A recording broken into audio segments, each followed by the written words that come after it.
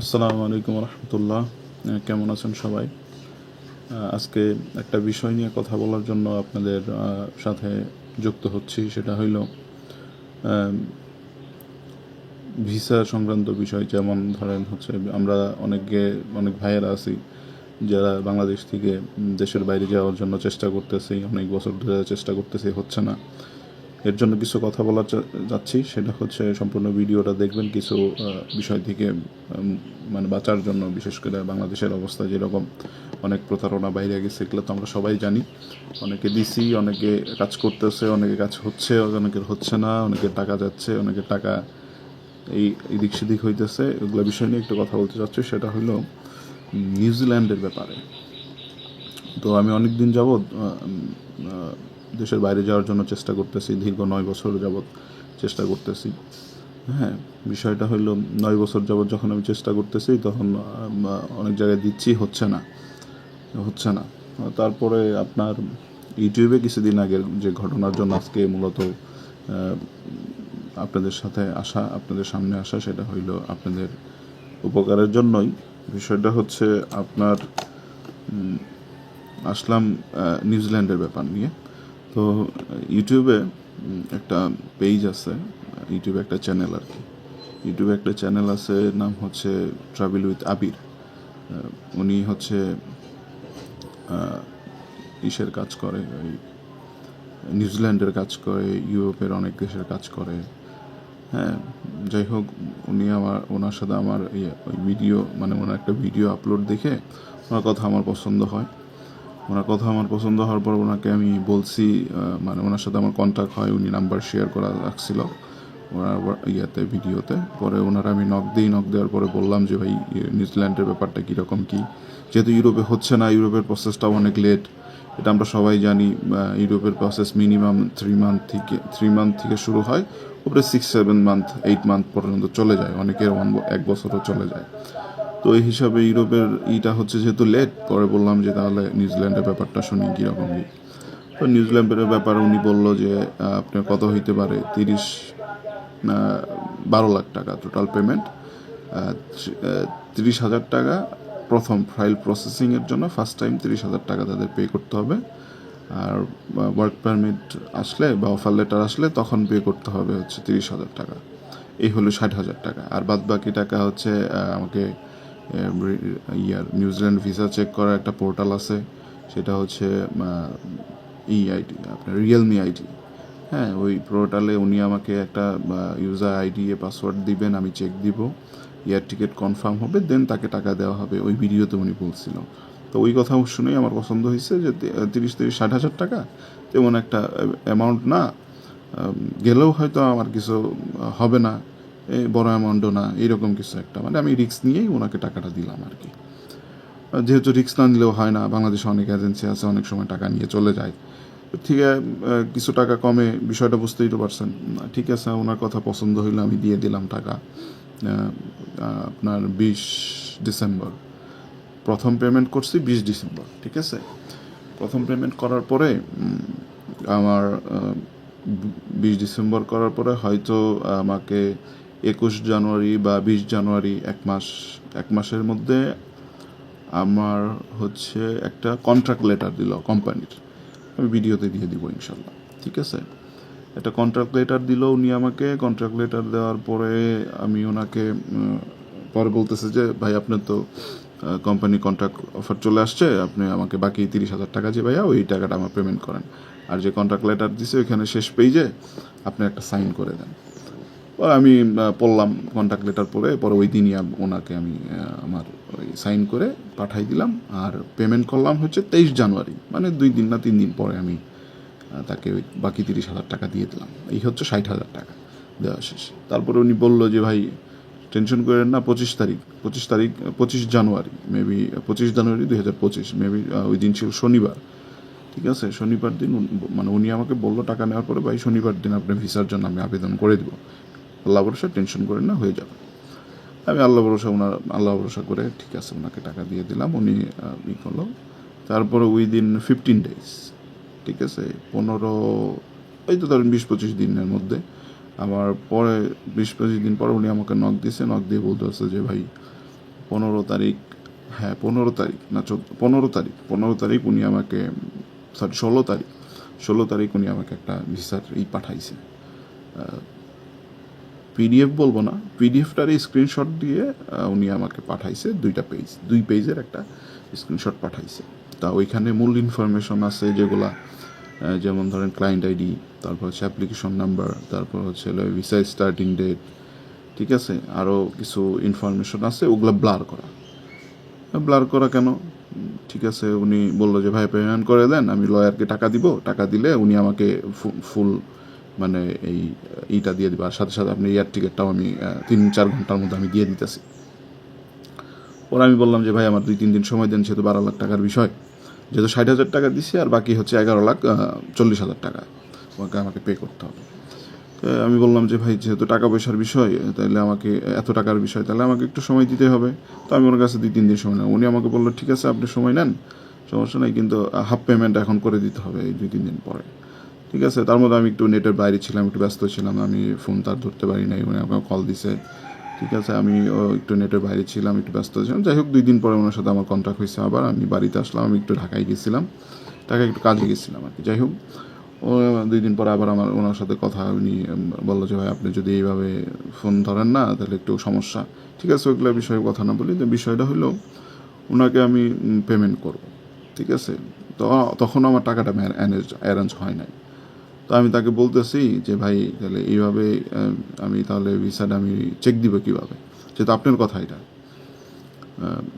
Check দিব কীভাবে? তো উনি আমাকে একটা পিডিএফ পাঠাইলো আবার, ঠিক আছে, ভিসা ভেরিফিকেশন রিকোয়ার লেখা একটা পিডিএফ, ওটাও আমি আপনাদের দিয়ে দেবো, সমস্যা নাই, ভিডিওর মাঝখানে।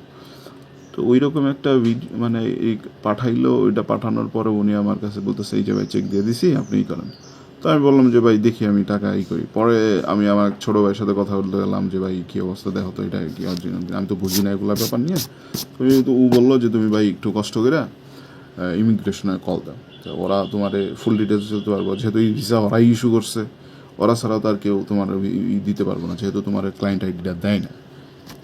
পরে আমি বললাম যে হ্যাঁ কথাটা ঠিক, যদি 500-1000 টাকা যাই লাগুক সমস্যা নাই, আমি তাহলে ইয়েতে কল দিই, যেহেতু বিষয়। পরে উনি এর মধ্যে আমাকে বলতেছে যে ভাই টাকা দেন। পরে আমি বলছি যে টাকা দিব ভাই, সমস্যা নাই, কিন্তু তাহলে আমার ভিসাটা প্রপারলি চেক করতে দেন। এগুলো তো কোনো ডকুমেন্টস হইলো না ভাই, উনি আমাকে যে ডকুমেন্টসগুলো দিছে, তো এগুলো তো কোনো ডকুমেন্টস হইলো না, এগুলো তো যে কেউ বানাইতে পারে। আর আমাদের দেশের যে অবস্থা, সবাই মানে বুঝে নিত, অনেক যারা এগুলো কাজ করে এগুলা সবাই এগুলো পারবে। তো পরে উনি আমাকে বলতেছে যে ভাই আমি আপনাকে ঠকাবো না, এই সেই। পরে বললাম যে ভাই এখানে তো ঠকানোর কোনো বিষয় না, বিষয়টা হচ্ছে আমি ইমিগ্রেশনে কল দিছিলাম, আমি আবার ইমিগ্রেশন আসলেই কল দিয়েছিলাম, ঠিক আছে, নিউজিল্যান্ডে অকল্যান্ডে যে ইমিগ্রেশন আছে ওইখানে কল দিছিলাম। কল দেওয়ার পরে ওরা আমি মানে ওদের কাছে জিজ্ঞেস করলাম যে ভিসা ইস্যুর ব্যাপারে। তো ওরা বললো যে ক্লায়েন্ট আইডি চাইলো। তো ক্লায়েন্ট আইডি যেহেতু আমার কাছে নাই, তো আমি ওনাদের কাছে কীভাবে ক্লায়েন্ট আইডিটা প্রোভাইড করব?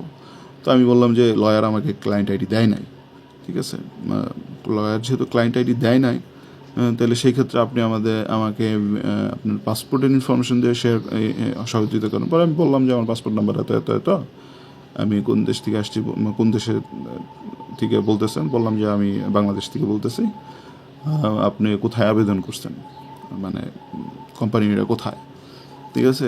প্রথমে কোম্পানির এইটা ছিল হচ্ছে আপনার ক্রিস্টচার্চ একটা জায়গা আছে নিউজিল্যান্ডে, ওইখানে, আর ওনারা উইকিপুকুরে মনে হয় আমার এইটা আবেদন করছে, এইরকম একটা নাম নিউজিল্যান্ডে। তো আমি বললাম, তো ওরা বলার পরে আমার নাম জিজ্ঞেস করলো, ডেট অফ বার্থ জিজ্ঞেস করলো, আমি বললাম, ঠিক আছে। তো ওরা সার্চ করে ওদের মানে ডাটা বেজে আমার কোনো ইনফরমেশন পাচ্ছে না। তাহলে ভাই আমি একটু কনফার্ম, আমি তো এখানে 100% কনফার্ম। তারপর ওনাকে আমি বললাম যে ভাই আমি তো ইমিগ্রেশনের কল দিছি, ওই দিন আমার টাকা দেওয়ার ডেট, তার আগে আমি ইমিগ্রেশনের সাথে কথা হয়েছে, ঠিক আছে। বললাম যে ভাই আমি তো ইমিগ্রেশনের কল দিছি, ওরা তাই এইভাবে বললো, তাহলে আপনি আমাকে ক্লায়েন্ট আইডিটা দেন। ইমিগ্রেশন থেকে আমাকে বলছিল যে তাহলে আপনি আমাদের সাথে আবার কন্ট্যাক্ট করুন ইয়ের সাথে, মানে ক্লায়েন্ট আইডি দিয়ে, ঠিক আছে। পরে আমি ওনাকে বললাম যে ভাই আপনি আমাকে ক্লায়েন্ট আইডিটা দেন, আমি ইমিগ্রেশনে চেক করি, যেহেতু এভাবে ওই যে রিয়েলমি যার তার অ্যাকাউন্ট দিয়ে বলে চেক করা যায় না, আমি চেক করছি আমার অ্যাকাউন্টে চেক করা যাচ্ছে না, তাহলে কোনো একটা প্রুফ দেন, ঠিক আছে, কয় না ভাই সমস্যা নাই, আপনি পেমেন্ট করেন, আমি এই করে দিচ্ছি। কিন্তু এটা কোনো কথা হইলো নাকি ভাই? আপনি বলেন যে আপনারা বলেন যে পেমেন্ট আমি আগেই কেমনে করবো ভিসা চেক না দিয়ে, যেহেতু ই ভিসা। আর এই বাংলাদেশে অনেক প্রতারণা হয়, ঠিক আছে। এইসব ব্যাপারে দিলে আমি কীভাবে আগেই পেমেন্ট করি তারে। তারপরে পেমেন্ট করার পর্যায়ে আমার বড় ভাই অ্যাকাউন্ট দিয়ে দিছি অলরেডি, উনি পেমেন্ট করতে ব্যাংকেও গেছে। তো আমি ডিরেক্ট তারে ফোন দিছি যে ভাই ইমিগ্রেশন দিয়ে তো এগুলো এগুলো বলতেছে, আপনি টাকা তাহলে আগেই পাঠায়েন না, ঠিক আছে। তো ভাই ওইখান থেকে চলে আসছে, ঠিক আছে। আমার বড় ভাই, যে আপন বড় ভাই, উনি পরে ওনাকে বলতেছি যে তাহলে আপনি আমাকে ইটা দেন, ক্লায়েন্ট আইডি দেন, আপনার সাথে কমিটমেন্ট হয়েছে, যেহেতু আমি অলরেডি 60,000 টাকা দিতে পারছি, তাহলে আর বাকি টাকা দিতে পারবো না, যেহেতু আমার যাওয়ার ইচ্ছা বিধায় তো আমি টাকাটা দিচ্ছি, তাই না ভাই? তো উনি আমাকে দিচ্ছে না, কোনোভাবেই দিচ্ছে না। উনিকে আমার বলতেছে যে আমি আপনাকে ঠকাবো না, আমি কাউকে কখনো ঠকাই নাই। এগুলো কোনো কথা হইলো নাকি ভাই বলেন? এগুলো হলো যেগুলো আপনার কমিটমেন্ট। আবির ভাইয়ের কথা বলতেছি, ওনার যে কমিটমেন্টটা, উনি যে কমিটমেন্ট রাখছে ওই কমিটমেন্টটা তো সে পূরণ করবে, ঠিক আছে। উনি আমাকে রিয়েলমি আইডি পাসওয়ার্ড দেবে, আমি ভিসা চেক দেবো, এয়ার টিকিট কনফার্ম হবে, তারপর আমি তার টাকা দেবো। কিন্তু এয়ার টিকিটের কথা পরেই গেলাম, কিন্তু সে তো আমাকে ভিসা যে ডিটেলসগুলো ওগুলো তো আমাকে দিবে নাকি? ওগুলো দেওয়ার পরেই তো আমি তারে টাকাটা পেমেন্ট করবো। ওনার কথা যেটা, উনি আমাকে দিচ্ছে না, ঠিক আছে। পরে উনি আমার ওনার সাথে আমার কোনো কথা ঝগড়াঝাটি কিছু হয় নাই। ওনাকে আমি বলতেছি ভাই তাহলে কি কাজটা কি ঠিক করলেন, এই সেই। উনি আর আমার সাথে কথা বলতেছে না বা মেসেজও দিচ্ছে না। আর বিষয়টা, মেসেজটা আপনাদের কাছে পৌঁছানোর মানে যে টাকা পয়সা কারো কাছে দিলেন, ওগুলো চিন্তা ভাবনা কইরা দিয়েন ভাই। আমার মতো করে হুটহাট টাকা দিয়া ধরা খায় না, ঠিক আছে। আর আবির ভাইরে ওনার ছবিও আমি দিয়ে দিব, সমস্যা নাই। ওনার হচ্ছে নাম নীরব ইসলাম আবির, মেবি, সরি পারভেজ ইসলাম আবির। আর ওনার ইউটিউবে পেজ হচ্ছে ট্রাভেল উইথ আবির, ঠিক আছে। উনি বাংলাদেশে, উনি পোল্যান্ডে থাকে, বাংলাদেশে থাকতো। ওনার ওয়াইফ কয়েকদিন আগে মারা গেছে উনি বলছিল। যাই হোক, ওগুলো তাদের পার্সোনাল বিষয়, ব্যাপার নিয়ে কথা বলতে চাচ্ছি না। বিষয়টা হচ্ছে মানুষের সাথে এইভাবে প্রতারণা করাটা ঠিক না ভাই, এটা হলো বিষয়, ঠিক আছে। মানুষের ইমোশন নিয়ে খেলাটা ঠিক না। আপনি যদি আসলে এই কাজ করতেন তাহলে আপনি ইনফরমেশন দিতে আপনি ভয় পাইতেন না, ঠিক আছে। ইনফরমেশন দিতে আপনি টোটালি ভয় পাইতেন না। আমি কাজ করছি ভাই, আমি কাজ করছি, এই নেই তোর ইনফরমেশন, ঠিক আছে। আর আপনারা ছাড়া তো আমি যাইতে পারতেছি না, তাই না। এয়ারপোর্টে বোর্ডিং পাস আছে, তারপর হচ্ছে বিভিন্ন ডকুমেন্টস আপনি প্রোভাইড করবেন, ঠিক আছে। এই যে দেখেন, আমি আর পুলিশ ক্লিয়ারেন্স করতে আমি পুলিশ ক্লিয়ারেন্সও কইতে রাখছি। ইমিগ্রেশনে বলে লাগবে পুলিশ ক্লিয়ারেন্স, ঠিক আছে। এই যে পুলিশ ক্লিয়ারেন্স, কোভিড-19 এগুলো সব লাগবে বলছিলাম, ঠিক আছে। তাইলে মানুষের সাথে প্রতারণা করে ওনার কী লাভ? আর 60,000 টাকা দিয়ে উনি কয়দিন চলতে পারবো বলেন? আবার বলে যে কয়দিন আগে আমি হজ করে আসছি, আপনাদের দিব না, আমি কখনো হারাম খাই না। তাহলে এখন এটা কী হইলো ভাই বলেন আপনারা, ঠিক আছে। টাকা তো বিষয় না, মানুষের সাথে এই মানুষের আবেগ নিয়ে যে আপনারা এইভাবে ছিনিমিনি খেলেন, এগুলো ঠিক না, ঠিক আছে। এখন বাংলাদেশের তরুণ প্রজন্মের বাইরে যাওয়াটা একটা স্বপ্ন হয়ে দাঁড়াচ্ছে, ঠিক আছে। বাংলাদেশের অবস্থা যেরকম, হালাল রোজগারের জন্য মানুষ দেশের বাইরে যাইতে চাইতেছে, ঠিক আছে। একটু ভালো জীবনযাত্রার হিসাবে মানুষ দেশে, ইউরোপে বা যেসব দেশে উন্নত বিশ্বে যেতে চাইতেছে বাংলাদেশের মানুষ, বাংলাদেশের তরুণ প্রজন্ম।